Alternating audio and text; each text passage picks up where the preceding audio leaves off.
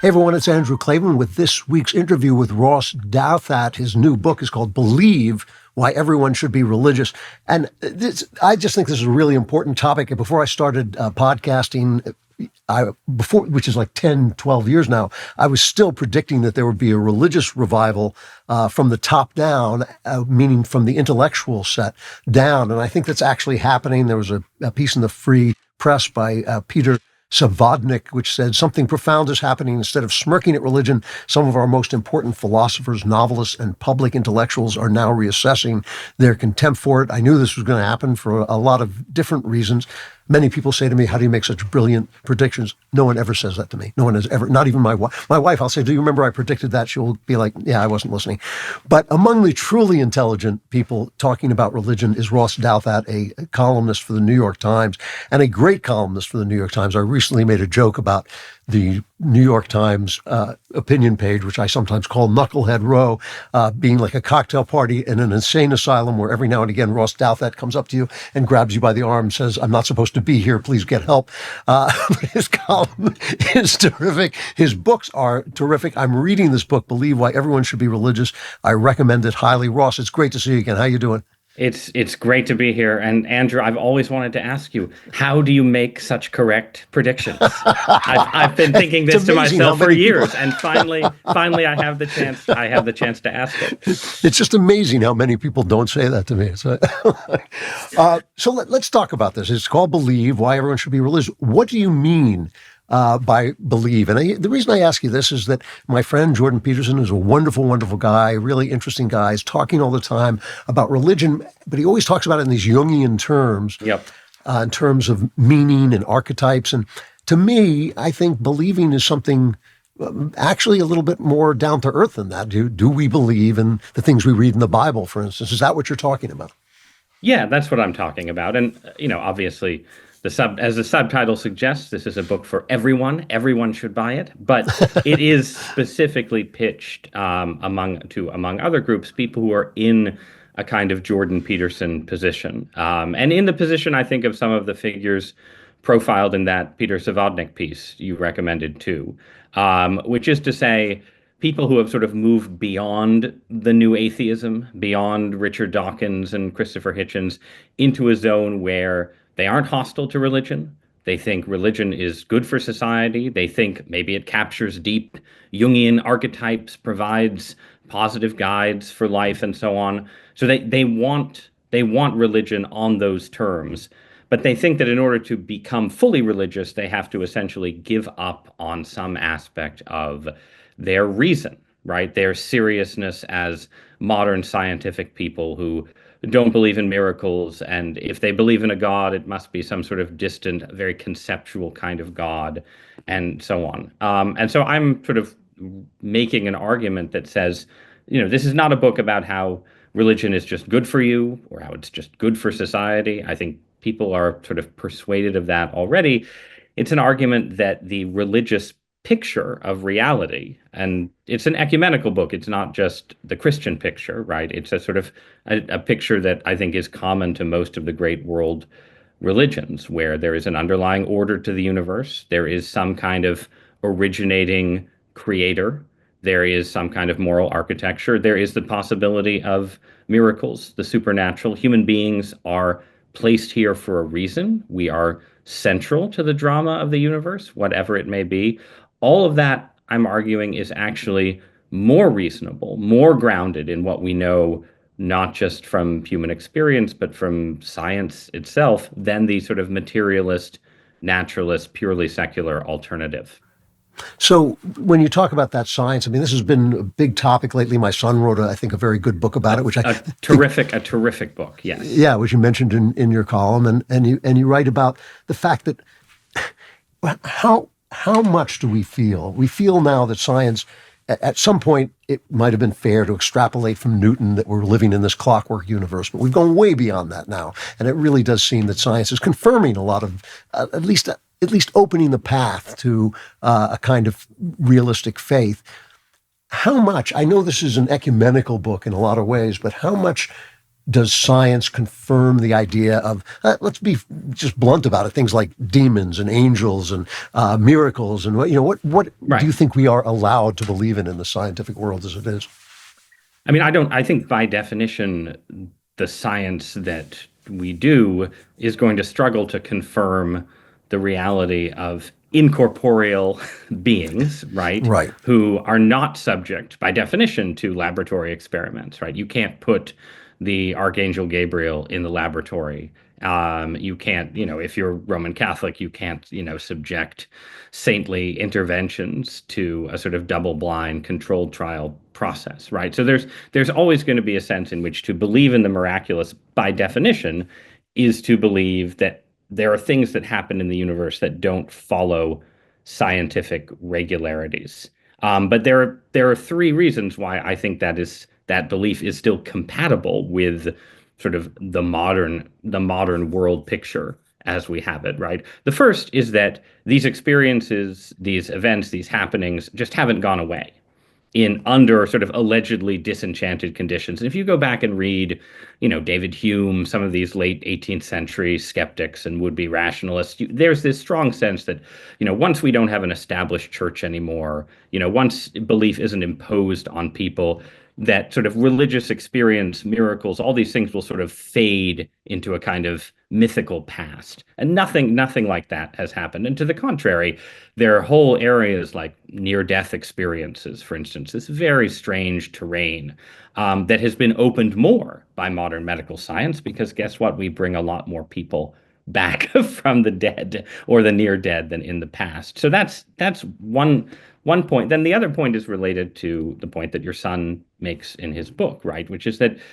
at the frontiers of sort of scientific exploration in stuff related to quantum theory, especially, you really have this strong evidence that mind and matter have this really complex relationship where, the mind is not reducible to matter. And if anything, consciousness itself seems to play some kind of role in making sort of possibilities, like contingent possibilities, collapse into actual material reality, that you can't have material reality as we know it without some kind of consciousness observing it. And I think that gets you at least part of the way towards, I think the entirely reasonable possibility that you can have forms of consciousness, since we're talking about angels and demons, that are not themselves bound to material bodies. Again, that's not any kind of proof, but I think it's a zone of plausibility for arguments that the traditional religions have been making all along. Once you can believe and accept that your consciousness is not in fact just reducible to your brain, which I think it very clearly is not. I don't think it's actually that huge a leap to believe in the angelic, the demonic, and other possibilities as well. It's funny. I've recently been rereading. I was thinking of this as you were talking. I've been rereading medieval philosophy, which shows you what a dullard I am. But still, here are Cutting guys edge. thinking. You're on the cutting edge. I'm on the cutting. But here are guys thinking about, how can a consciousness of an angel be separated from other consciousnesses? And they're actually describing reality much more realistically, I think, than a lot of materialist thinkers do. You talk about this Tom Wolfe essay, which I love. It's called Something Yeah. Sorry Your Soul Just Died, in which he talks about the brain basically being, now we can see into the brain. We can see where everything is taking place. What is wrong with that depiction of consciousness? Well, it's precisely that. It's precisely the fact that we can see into the brain, Yeah. right? And see, we don't obviously understand how it works in any kind of complete way, but we understand the brain on a scale that, no human society or civilization has in the past, right? And in that Wolf essay from sort of the early days of neuroscience, the 1990s, you have these neuroscientists saying, we're looking into the brain, and guess what? You can't see the soul. You can't see consciousness. You can't see the self, right? And so, this demonstrates obviously that the self does not fundamentally exist. But in fact, it's the inability to perceive and distill the selfhood that we all obviously experience into some kind of material substrate that is part of the evidence that the self has an existence that isn't reducible to the material, right? So at the same time that Wolff was writing that sort of puckish essay, a philosopher named David Chalmers was coining this term, the hard problem of consciousness. And the hard problem is precisely the one that the scientists in Wolff's story don't seem to get, right? Which is that if you don't have an account of how yourself, your experience of, what it's like to have this kind of conversation, what it's like to, taste food or listen to a symphony and so on, how that emerges from neurons and synapses and so on, then you don't have an account of consciousness at all. And 20 or 30 years later, we still don't have that account. And I think the best, this is obviously debated, but I think the best minds in the philosophy of neuroscience will concede that basically when it comes to consciousness, neuroscience is almost like it's pre-theoretical. It doesn't even have a sort of theory of what is going on in the experiences that we have as selves in the world. And those experiences, and I'm sort of stealing this from the theologian and philosopher David Bentley Hart, but there's a way in which the experience of being a human being is already supernatural in the sort of very literal sense of the term, right? That you don't have to wait for the angels and the demons and the miracles to show up to have a supernatural experience. You can just say, I'm picking up a book. I'm reading Lord of the Rings. I am communicating with the consciousness of J.R.R. Tolkien via media, ink and paper and molecules that, do not actually contain in any material way the thing that is being communicated. It is imposed somehow upon that material substrate in a way that almost by definition we can't understand or reduce to atoms and molecules colliding. This Sanctity of Life month, we honor the over 66 million babies whose lives have been tragically ended through abortions since Roe. Sadly, since Roe was overturned, babies' lives are at an even greater risk. The abortion pill accounts for over 60% of all abortions, making this tragedy available 24/7.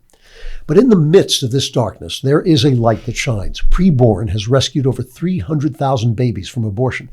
Every day on average, they rescue 200 plus babies. When a woman considering abortion hears her baby's heartbeat and sees her baby on ultrasound, her baby's chance at life is doubled.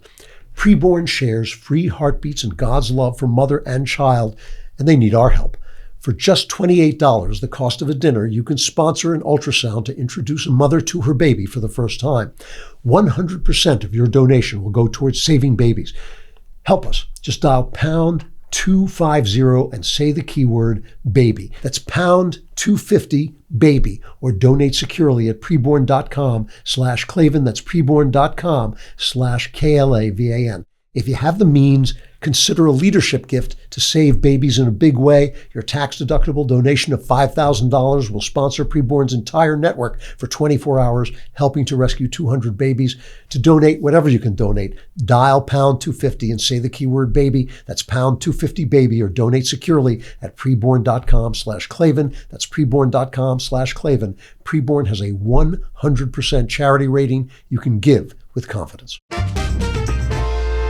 I have to tell you that, the closer, as close as I've now come to actually finding out whether we're right or not about the afterlife, the closer I come, the more I find that the whole world is shot through with the miraculous. It's just amazing.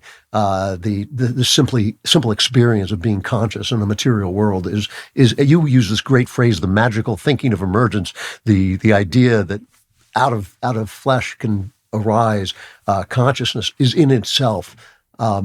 It's ridiculous, basically, to say that these things are dependent on one another instead of saying they're sort of interfused in some mysterious way. You use another great phrase, the myth of disenchantment. And this is an interesting thing because I find myself a little annoyed, like when I'm reading G.K. Chesterton, and he starts going off on fairies. I don't know what it is with the British and fairies, but and I think of Arthur Conan Doyle falling for that cheap photographic trick of these plastic fairies or whatever they were in somebody's backyard. I actually showed my kids that photograph recently because Yeah, I was telling them the story and I yeah, don't think I'd seen the photograph before. And it really is a blow in a way against believers yes. that Conan Doyle went for that photograph because it is so obviously fake. But It's yeah. anyway, And I've written about the invention of the lightning rod and the fact that monks used to go up to scare the lightning demons away by ringing the bells. And of course, they were up high with metal bells out there, and they'd be hit by lightning all the time. And like lightning rods work better than things. So, what does it mean when people start to talk about re-enchanting the world? We obviously don't mean this kind of superstition. What do we mean?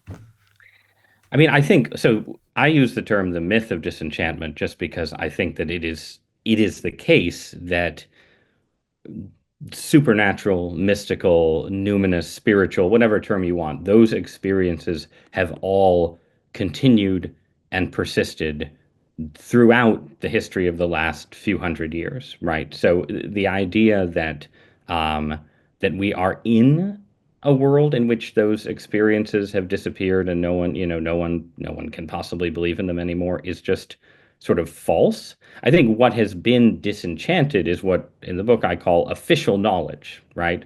So people keep, hearing the voice of God. If you're in Pentecostalism, people are having experiences of the Holy Spirit. People report healing miracles. People have all kinds of mystical visions. But if you're writing, a Wikipedia entry, right, or a scientific paper and so on, you are supposed to operate within a paradigm of disenchantment.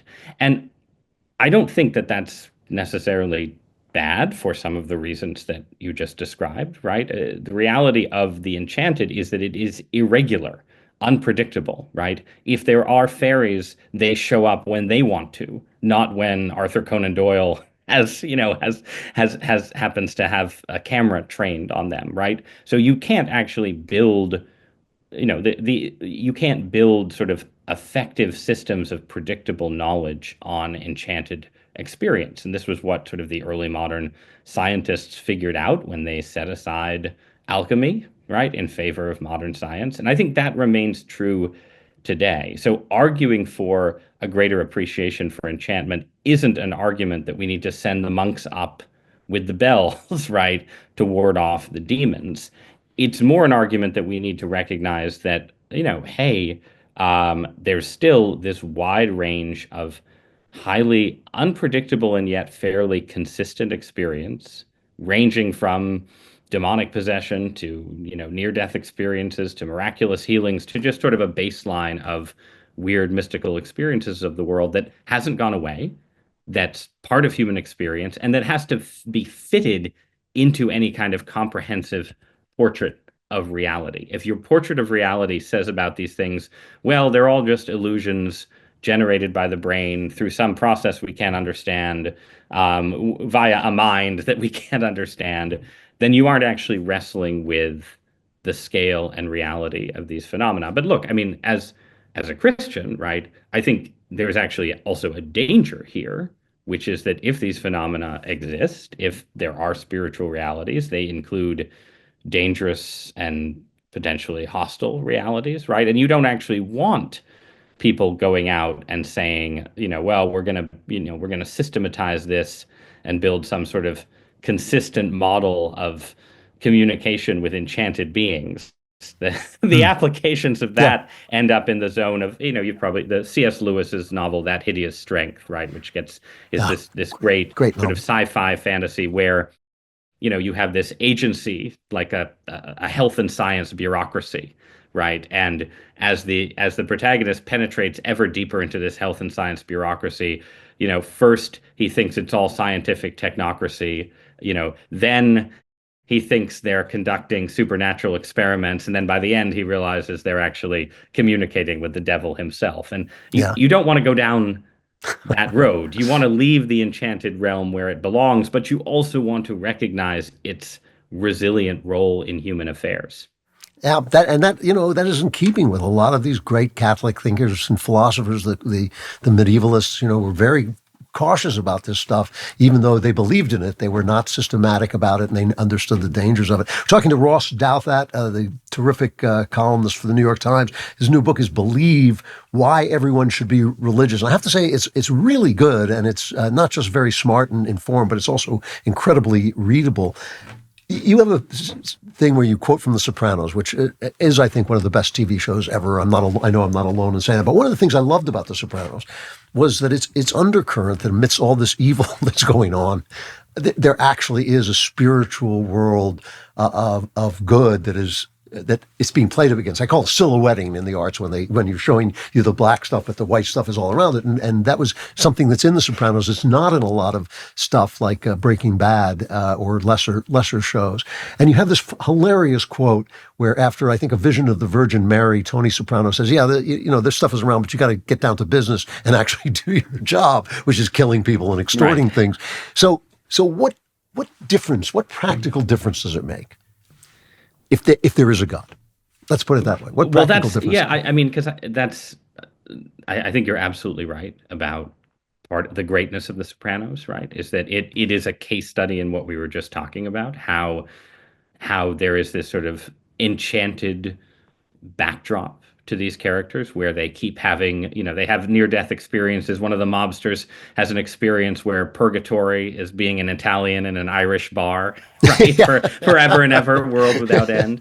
And Tony, in the season that includes that conversation, Tony has this extended near-death experience, right? At the beginning of the, I think, the final season of the show, that leads to this sort of temporary attempt to change his life, right? That then ultimately goes nowhere, and he reverts back to being a mobster.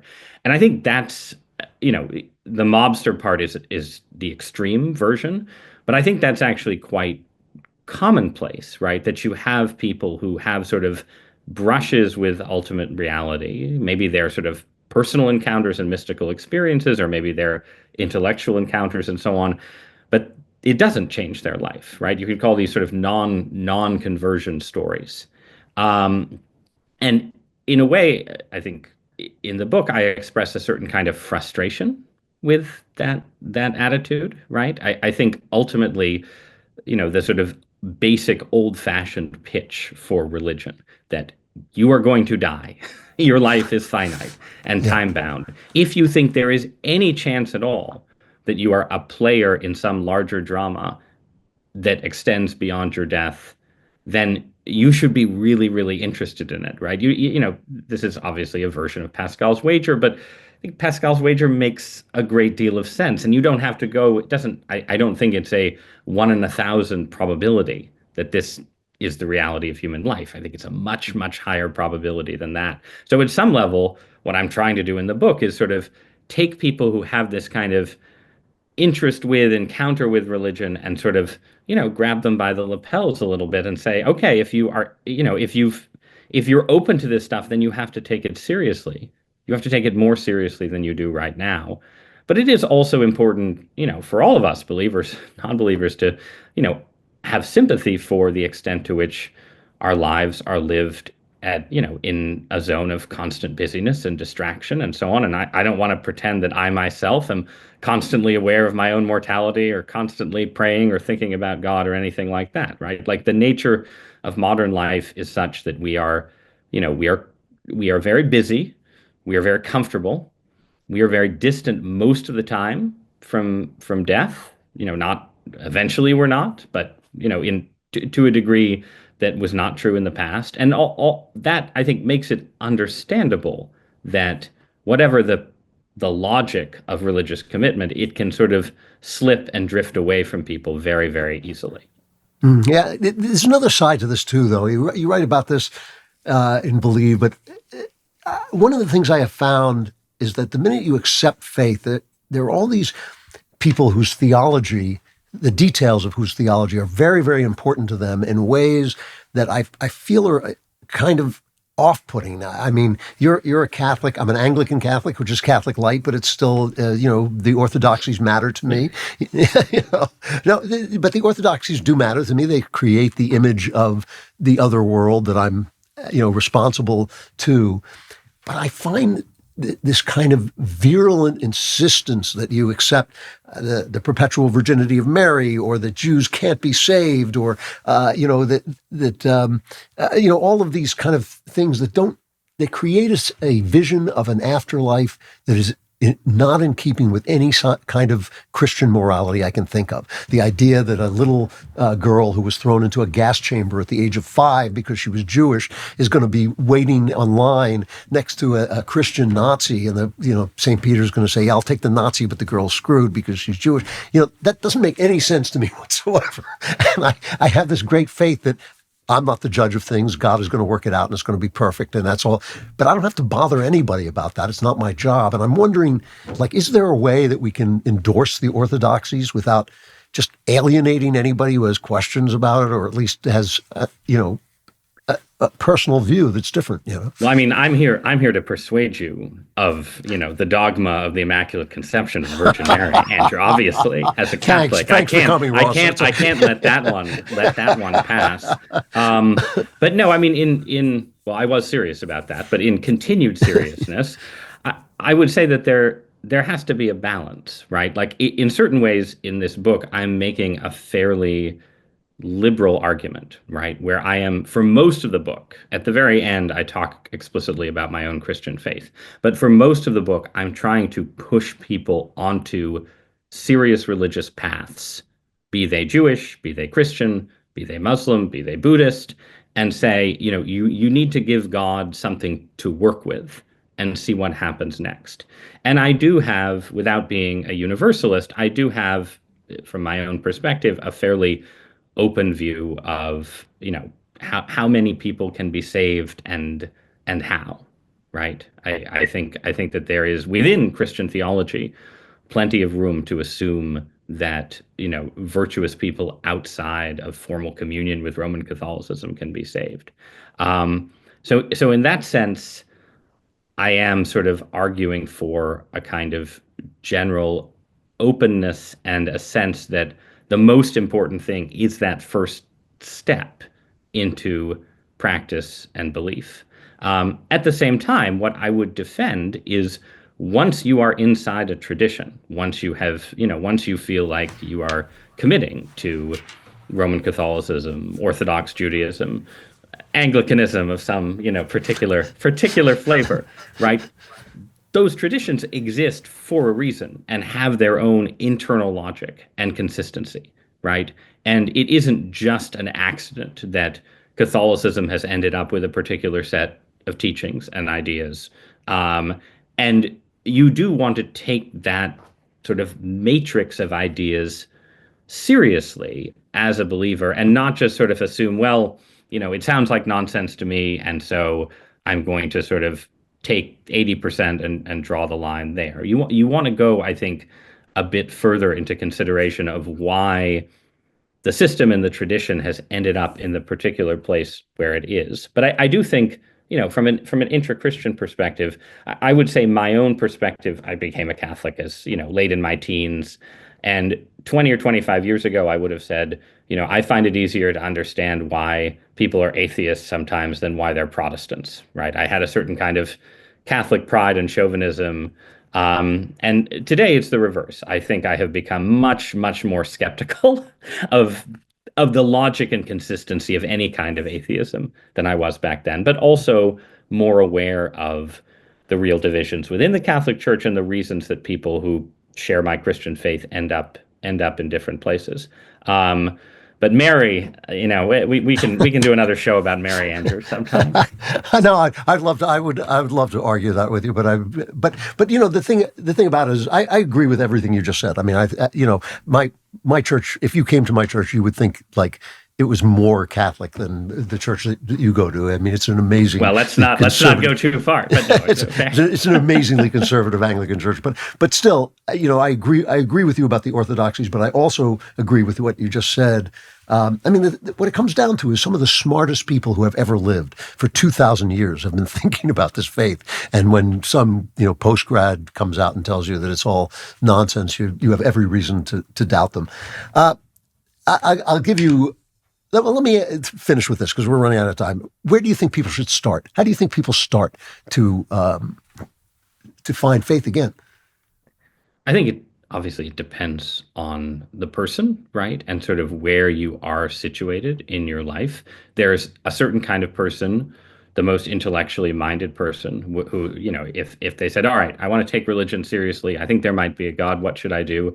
I would say, all right, you want to sit down and, read the Bhagavad Gita, read the New Testament, read in the Quran, and sort of work your way from there intellectually through sort of a few different traditions and see how your mind and soul react, right? There might be another person for whom, that's not how it's going to work. And they might be someone who has a strong connection to a particular church or faith tradition that they've drifted away from, or that they have an ancestral connection to, that just feels like a really natural place to start. Right. And there, I think the best advice is go to church, right? Go to church again if you've stopped going to church. Go to church for the first time if there is an obvious place to start. And then also be open to, different things that happen to you once you start being interested, right? Because again, if there is a God, an ultimate purpose, a pattern to our lives, right, then that pattern should manifest itself once you start trying to live in accordance with whatever the pattern may be. And again, this doesn't mean that, you should go to church 5 times and demand to hear the voice of God. And if you haven't heard the voice of God, declare that this is all a flop or a failure. Obviously, human life doesn't work like that, right? But I cite this in the book. I was really struck by the sort of personal conversion story of the novelist Paul Kingsnorth, right? Who's a guy who's a novelist who's ended up as an Eastern Orthodox Christian. And he was raised in the UK with like the most attenuated form of Christian faith, where Christianity was like, the old religion that no one could possibly believe in. And when he became interested in religion, he started out, I think, sort of as in some kind of eco-spirituality, went from there through Zen Buddhism, briefly was, involved in Wicca and white magic, and then ended up with some, weird supernatural stuff into the mix as a Christian today. And, that's one of the wilder kinds of journeys, but I think it's an example of how you don't know exactly what the path is going to be, right? That takes you where you are supposed to be in the end. And that's part of why the effort of sort of setting out on the path is such an important thing to, it's so important to take that first step, because you can't get anywhere, or you can't until you give God something to work with and push around a little bit, I guess, is the other point. Yeah, and I think it's really well said. I mean, it leaves room for the individual path. I think each of us is a path to God, and I think we have to respect that individuality in other people to the extent that it will trust God to lead them to it. Great book, Ross. Ross Douthat, Believe Why Everyone Should Be Religious. It's always great talking to you. You can come back and argue with me anytime, and it's good to see you. I'll bring my rosary next time. I really appreciate it, Andrew. This has been great. Thanks a lot, Ross. Take care. Once again, Ross Douthat, Douthat, Believe Why Everyone Should Be Religious. Don't hate him because he's at the New York Times, because without him, the New York Times would crumble to dust. He really is a terrific columnist, a terrific observer. And this book is it's just so readable, and yet it gets at some of the core issues facing the non-believer and the believer today. So worthwhile. If you want more of the core issues, come to the Andrew Klavan Show on Friday. I'll be there. I'd love to see you there too.